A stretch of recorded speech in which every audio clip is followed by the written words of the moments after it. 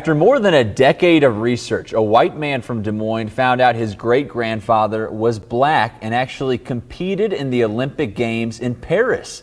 KCCI's Ticia Muzinga tells us how he made this truly incredible discovery.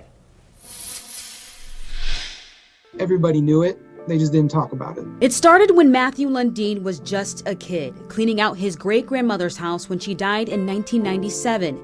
Inside, he found his great-grandfather's accomplishments in the early 1900s, Charles Brookins Jr. His Olympic jersey, I think I saw, and just there was a room in the basement full of trophies. Back then, Brookins was praised for his undeniable talent in sports, breaking records in Oskaloosa High School. But track and field was his true calling.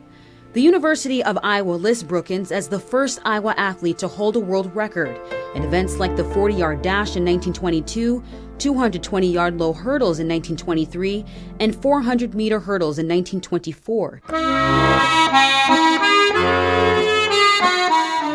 He was also a member of the Olympic team at the 1924 Paris Games.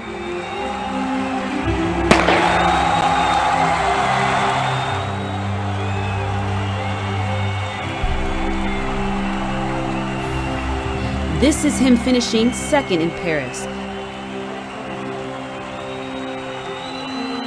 Lundeen says he was later disqualified.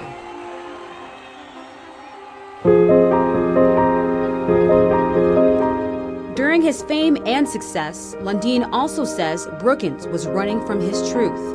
Ancestry.com and this U.S. Census gave him his first clue. Basically, it all came down to I was just going through the data that each census gives you, and next to his name and his family's name was the letter B, which I figured out. At first, I thought it was a mistake, but I figured out it meant black. So I checked the other censuses that I thought it was a mistake, but I figured out it meant black. So I figured out. At first, I thought it was a mistake, but I figured out it meant black.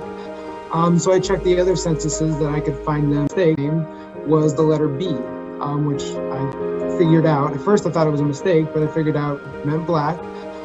So I checked the other censuses that I could find them recorded in, and it either had a B next to their names or it had an M for the outdated racist term mulatto. Newspaper outlets often called him out, even though he passed as white. And his father, Reverend C.R. Brookins Sr., had an open secret too. You found out more about your great-great-grandfather. At the end of the article, there was just a short paragraph that said that he was born a slave before the war, learned how to read and educated himself after the war, and then he was planning on heading back south at some point to serve his people. That was Reverend Brookins' purpose, being a leader in the black community, especially in Iowa. Lundeen has been investigating where the former slave from a Charlottesville plantation died. So far, he narrowed it down to El Paso, Texas in 1908, the last state to end something he was familiar with.